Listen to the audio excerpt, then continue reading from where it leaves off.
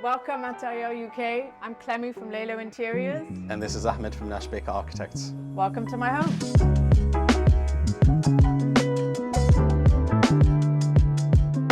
Prior to buying this house, we were renting for 2 years, and I was going around looking at other houses, and every time I would come back to this home because, as you will see as you go up, the bedrooms are quite consistent and spacious, and that's what I was looking for.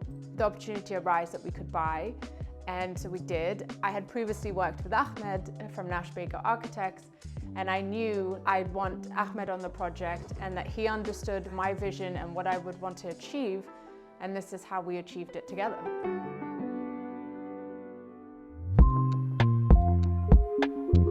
So I think you can agree that this was one of the flaws that was quite important in the brief. We wanted natural light, we wanted open space, quite wide, we didn't want to break anything up. What we wanted to achieve here was a sense of wow. As soon as you open the door, something very unexpected, something very unique to this home. To create this wow factor, we wanted absolutely uninterrupted spaces and freedom for Cleme to do whatever she wants in this room in terms of furniture and laying out. And to achieve this, we wanted to consolidate all the risers and mechanical elements away from view, just to give it this, timeless look of just hiding technology away. And we managed to design this bit of a, Swiss Army knife piece of joinery where it's multifunctional. It has coach storage on that side with drawers, a little bit of a throne seat, and then Cleme helped us design this beautiful shelving to showcase her art and books. This room is quite long. I didn't want to have just this very long plain wall with art on it, and this is where we came up with the idea of putting in this mantle. This is from a Belgian ceramist that I had been following for a few years, and then I met with him and asked him if we could create a sort of feature for this space, and I think it works really well.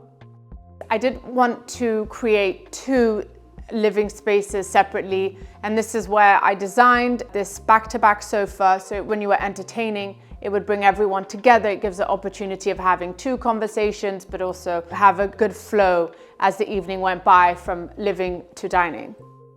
This coffee table is a Lebanese designer called Nada Debis. I always said to myself, once I've designed my house, I will have one of her pieces. But also I like to move things around. I like to be able to push things to the side if I need a bigger space. And I think this table works perfectly because it's adjustable to, larger, tighter, whatever you want. These are my favorite. I absolutely love bright colors. So I think this one stands out and it goes well with the blue of the dining chairs and this table. This dining table, I actually bought it before we even started the renovations. It's recycled refrigerator pieces compressed with one another. And I just knew that I had to have this table in my home and it would have to work around. It was even before we created the curve, and it was in storage for 3 years. I hadn't seen it. And so when it came to the day when we moved in and when it was fitted, I was actually very nervous because I didn't know if it had broken or how it would look, but I think it works perfectly well in this space. So this is our bar area. This worktop is recycled bottles of wine, which I thought was very fitting for a bar cabinet area. I've been following this artist, Annie Morris, for a few years now, and I always wanted one of her pieces. And when we moved in, luckily this piece became available. And so I just knew I had to have it.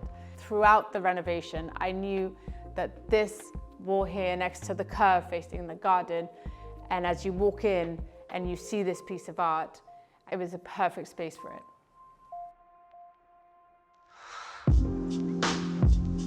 This is a very exciting extension for us because it's quite unique and very different from your typical box square extensions. And we wanted the materiality of that curve to complement the reddish tones in the brick. So we chose this patinaed copper, which we think works brilliantly and forms really well around the curve that we've designed here.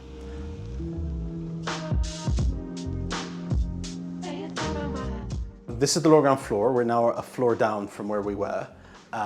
And when we first came to this home, we immediately understood that there'd be a lot of work we need to do on this floor. We wanted the ceilings high, we wanted the width, we needed light to flow throughout the whole floor. One of the criteria was from one end to the other, you would be able to see through. And this is how we have the glazed windows dividing the landing and the kitchen to, to be able to close it off. We ended up designing this beautiful 15-meter long run of joinery, which hides the pantry that Cleme really wanted to have behind the joinery, and also hides everything else for the kitchen. But the idea was also we wanted 2 seating areas. We wanted to be able to sit all 5 of us together around a table. And then I like the idea of me cooking and then having the kids in front, and then they can eat quickly. And it actually works really well. And it's really nice to have 2 seating areas. And it's actually where we spend most of our time, on this floor. It was also very important for us to have a level threshold out into the garden of this patio area here. So there's no steps, children can run around. You don't, it's uninterrupted basically. This piece of art, I actually bought it as well before we started the works. This is a friend of mine, a Mauritian artist called Cleme de Grivel Sader, who I absolutely love his work, all the geometric shapes and the colors. And I knew when we started the drawings with Ahmed that this would be the place for it. And I think it works perfectly well with the whole setup of the dining table, the chairs. The dining table, I didn't want an oval, I didn't want a rectangle. And this is something I drew and got made by a local joiner. And with my French heritage, the cafe bistro chair, I've always think they're quite fun. And I found this French designer in Paris who was able to do them for me with lots of colors. This is our family TV room, which the children like to spend time and we like to all snuggle up together in the evenings. This knoll chair is actually a funny story. I was bidding online on an auction for a client for another piece that we were trying to source for her. And last minute, I clicked on my computer by mistake and I ended up purchasing this chair. So I ended up with this chair. I didn't know what I was going to do with it, but then actually it works perfectly here and it's extremely comfortable. I just reupholstered it with a new fabric. This ottoman is an ottoman I designed. Being a TV room, I wanted to be able to separate them, be able to use it as well, if the kids sometimes eat in front of the TV, but then at the same time separate if we want to put our feet on it or push it around if we need the space.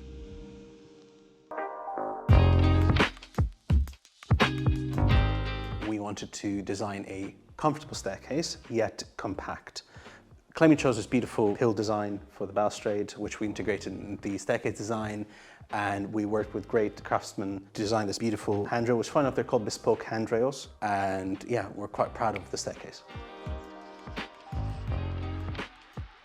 So now we're in the master bedroom. Here I did a headboard with a green velvet that I really like. It's called a moustache fabric. Headboards in general, I like to have them extend over past the bed because I quite like the warmth it brings into a room, especially when you have a wide room. And I think it's really beautiful that a bedside table is sitting in front of a textured wall. As you've seen, I like colors, I like textures, and what I really like about this one is that it's a raffia fabric. It's padded cupboard doors, and then with this handle which I designed and drew, and I quite like it because with the ceiling height we needed something quite long, couldn't have small handles. I needed something that was timeless as well. I didn't want to design something that I would in a couple of years not like anymore, and I think that with these neutral tones you can't really get tired of it. It lasts quite a long time. We wanted to create a very tranquil bathroom, and Cleme's husband wanted the maximum amount of space because there was an ensuite bathroom here before and we were going to recreate something that was, elementally the same. But we were sure that we can, with clever rearrangement, we can actually have a very cleverly designed bathroom that gives you the sense of more volume and more space. Cleme chose this marble, which I remember that we were Which very... no one was keen on. No, but we looked at it and was like, oh my God, how will we make this work in a small bathroom? Having tiles here with this marble we thought would be competing too much.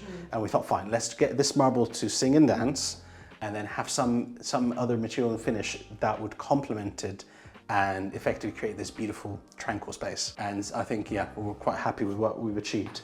It was very important to have both a bath and shower for Cleme and family. And we thought the only way to get this to work, which was quite difficult, is to have a kind of wet area, a step up with a full drain where the bathtub and shower sit within the space. Beyond that is the roof of the curve. And we've managed to sneak in a bit of sedum roof, a bit of greenery over the roof, which is actually beautiful when you stand here.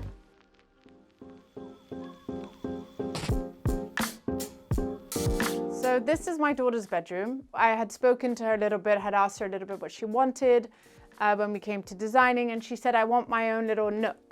And so this is what we created with upholstered fabric. It gives her little space, and it actually comforts her a lot. And then above, actually, she has a mezzanine where she has her sleepovers, and it's actually quite a fun add-on to the house. This wallpaper is a Nina Campbell wallpaper, and the whole room is wallpapered. So the walls are wallpapered, and inside this nook, it's actually the fabric print of it. It's a smaller room than my other children's rooms, and it rounds the room really well, really comfortably, and that's what I think children want in their room, is the comfort, the security.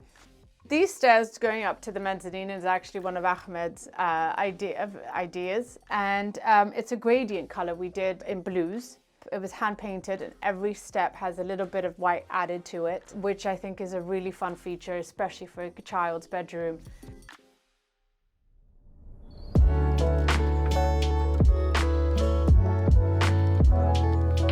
Number one tip would be to be comfortable with uncertainty. Know that it takes time to realize good design, and you don't need just to do something. You need to take time to research what you're doing and make sure that you're addressing the brief properly.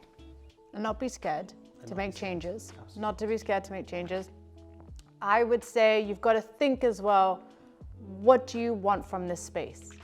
Do you need it to be functional, or do you need it to be aesthetically beautiful? It's mostly like how you live it. This is your environment, it's you. And that's what it needs to reflect, is you as a person, not what other people would think or want. Please follow us on Instagram at Nash Baker Architects with an I at the end. Or please visit our website on www.nashbaker.co.uk. And you can find me on Instagram, Lehlo Interiors, or on my website, lehlointeriors.com, and it's Lehlo, Interiors with an S.